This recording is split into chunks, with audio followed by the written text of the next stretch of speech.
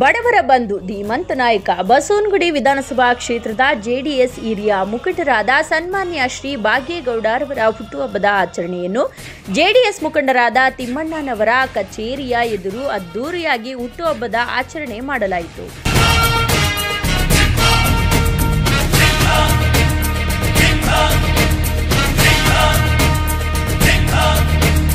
ಗುಡುಗುಡುಗುವ ಗುಡುಗಿನಲು ಎದೆಗುಂದದೆ ಆರ್ಭಟಿಸಿದೆ, ಸಿಡಿ ಸಿಡಿಯುವ ಸಿಡಿಲಿನಲು ಅಂಜದೆಯೇ ಗರ್ಜಿಸಿದೆ, ಹೆಜ್ಜೆಲೆ ಅಚ್ಚೊತ್ತಿದೆ ಕಟು ಸತ್ಯವು ಧರ್ಮ, ಕಣ್ಬಿಟ್ಟರೆ ಎದುರಾಳಿಯು ಭಸ್ಮವೇ ನರಸಿಂಹ.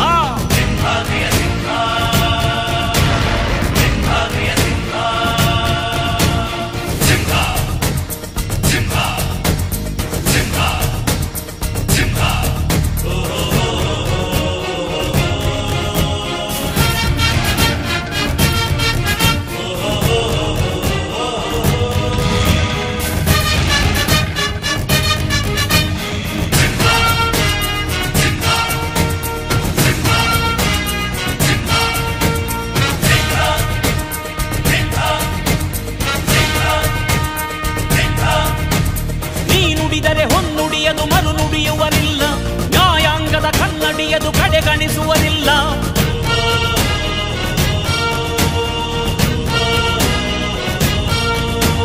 ನೀನೆನೆದರೆ ಕಕ್ಕಲ್ಲದು ಬಂಗಾರವು ತಾನೆ, ನಿನ್ ಹಸ್ತದಿ ಪಡೆದವರಿಗೆ ಸೌಭಾಗ್ಯವು ತಾನೆ.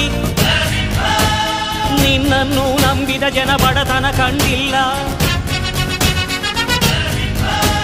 ನೀ ಪ್ರೀತಿಯ ಹಂಚಿದರೆ ಧನ ಕನಕವೇ ಎಲ್ಲ.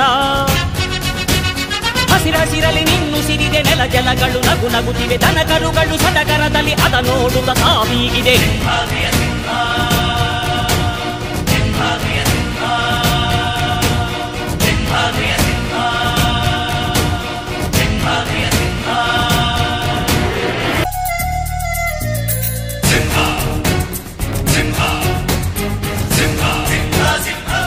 ಇವತ್ತೇನು ನಮ್ಮ ಅಣ್ಣ ಅಂದರೆ ಏನಿಲ್ಲ, ಬಸವನಗುಡಿಯ ಅಣ್ಣ, ಬಸವನಗುಡಿಯ ಜನಪರ ಬಂಧು, ಬಡವರ ಬಂಧು. ಇವತ್ತೇನು ಯಾವ್ಯಾವ ದೇವಸ್ಥಾನಗಳಿದೆ, ಯಾವ್ಯಾವುದು ಮಠಗಳಿದೆ, ಮಂದಿರಗಳಿದೆ, ಬಡ ಜನರು ಏನೇನಿದ್ದಾರೆ ಎಲ್ಲರಿಗೂ ಕೊಡುಗೈ ದಾನಿ ಅಂತ ಹೆಸರು ಪಡ್ಕೊಂಡು ನಮ್ಮ ಅಣ್ಣ ಅವ್ರು ಏನು ಬಸವನಗುಡಿ ಮಾಗಡಿ ಹಳೆ ಮೈಸೂರು ಭಾಗದಲ್ಲಿ ಪ್ರಖ್ಯಾತರಾಗಿದ್ದಾರೆ. ಅವರ ಈ ಒಂದು ಹುಟ್ಟುಹಬ್ಬವನ್ನು ಇವತ್ತು ನಾವು ವಿಜೃಂಭಣೆಯಿಂದ ಆಚರಣೆ ಮಾಡಬೇಕು ಅಂತ ನಿರ್ಧಾರ ಮಾಡಿ ಇವತ್ತೇನು ಇಲ್ಲಿ ನಮ್ಮ ಆಫೀಸ್ ಹತ್ರ ಕರೆಸಿ ಕೇಕ್ ಕಟ್ ಮಾಡಿಸಿ ಅವರಿಗೆ ಒಂದು ಸನ್ಮಾನ ಗೌರವವನ್ನು ಏನು ಏರ್ಪಡಿಸಿದ್ದೀವಿ.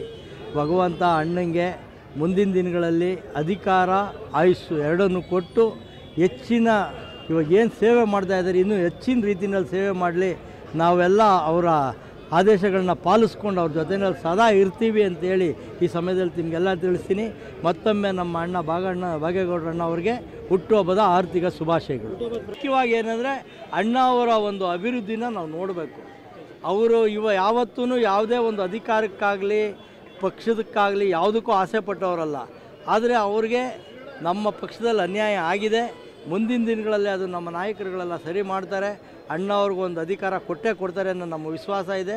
ಅಣ್ಣ ಅವ್ರಿಗೆ ಅಧಿಕಾರ ಕೊಡಿಸೋವರೆಗೂ ನಾವಂತೂ ಹೋರಾಟ ಮಾಡ್ತಾನೆ ಇರ್ತೀನಿ. ಅದು ಸತಸಿದ್ಧ ಅಂತ ನಾನು ಈ ಸಮಯದಲ್ಲಿ ತಿಳಿಸೋಕ್ಕೆ ಇಷ್ಟಪಡ್ತೀನಿ. ಹುಟ್ಟುಹಬ್ಬ ಅನ್ನೋದು ಮನುಷ್ಯರಿಗೆ ವರ್ಷಕ್ಕೊಂದು ಸಾರಿ ಬರ್ತಾ ಇರುತ್ತೆ, ಇಲ್ಲ ಅನ್ನಲ್ಲ. ಬಸವನಗುಡಿ ಮತದಾರರು ನನಗೆ 2 ಸಾರಿ 2ನೇ ಸ್ಥಾನಕ್ಕೆ ತಂದಿಟ್ಟಿದ್ದಾರೆ. ತೆಮ್ಮೇಗೌಡರಾಗಲಿ ಇನ್ನೊಬ್ಬರಾಗಲಿ ಜನ ಇವತ್ತು ಬಂದಿರೋದು ಎಲ್ಲ ಜನ ಸೇರಿ ನನ್ನ ಅವತ್ತು 2ನೇ ಸ್ಥಾನದಲ್ಲಿ ತಂದಿಟ್ಟಿರೋದ್ರಿಂದ ನಾನು ಮುಂದೆ ಯಾವುದೇ ರೀತಿ ಎಲೆಕ್ಷನ್ಗೆ ಇಲ್ಲಿ ಕಂಟೆಸ್ಟ್ ಮಾಡೋದಿಲ್ಲ. ಅದು ತಿಮ್ಮೇಗೌಡರ ತ್ಯಾಗ ಎರೆದ್ಬಿಟ್ಟು ನಾನು ದಾರಿ ಎದ್ಕೊಳ್ಬೇಕು ಅಂತ ಹೇಳಿ ನಾನು ಅವತ್ತು ಹೇಳ್ತೀನಿ, ಇವತ್ತು ಅದೇ ಹೇಳ್ತಾ ಇದ್ದೀನಿ. ಮುಂದೇನಾದ್ರು ನಾನು ಇಲ್ಲೊಂದು ಅವಕಾಶ ಇದ್ರೂ ಆ ತಿಮ್ಮೇಗೌಡರ ದಾರಿ ಹಿಡ್ಕೊಟ್ಟು ಇವತ್ತು ಹುಟ್ಟುಹಬ್ಬದ ದಿವಸ ಹೇಳ್ಬಿಟ್ಟು ಹೋಗ್ತಾ ಇದ್ದೀನಿ. ಇಲ್ಲ ಅಣ್ಣ ಏನೇ ಹೇಳಿದ್ರು ಅಣ್ಣ ಅವರೇನೆ ನೆಕ್ಸ್ಟು ನಮಗೆ ಅವ್ರ ಅಧಿಕಾರ ನಮ್ಗೆ ಅವ್ರು ಏನು ಮಾಡಬೇಕು ಅಂತಿದ್ದಾರೆ. ನಾನು ಮತದಾರರಿಗೆ ಕೈ ಮುಗಿದು ಕೇಳ್ಕೊಳ್ತಾ ಇದ್ದೀನಿ, ತಿಮ್ಮೇಗೌಡರ ಜೇಚಿಗಳರಾಗಿ ಮಾಡಲಿ ಬಂದಕ್ಕೆ ಅವರೇ ಚೆನ್ನಾಗಿ ಕೇಳಿ. ನಾನು ಈ ಸಂದರ್ಭದಲ್ಲಿ ಮತ್ತೊಬ್ಬೆ ಅಣ್ಣಂಗೆ ಹೇಳ್ತೀನಿ, ಹಂಗೆ ನಾನು ಅಣ್ಣ ನನ್ಗೆ ಆಶೀರ್ವಾದ ಮಾಡೋದಿದ್ರೆ ಮಾಡಲಿ, ಆದರೆ ಅದಕ್ಕೆ ಮೊದಲು ಅವ್ರ ಅಧಿಕಾರಕ್ಕೆ ಬರಬೇಕು.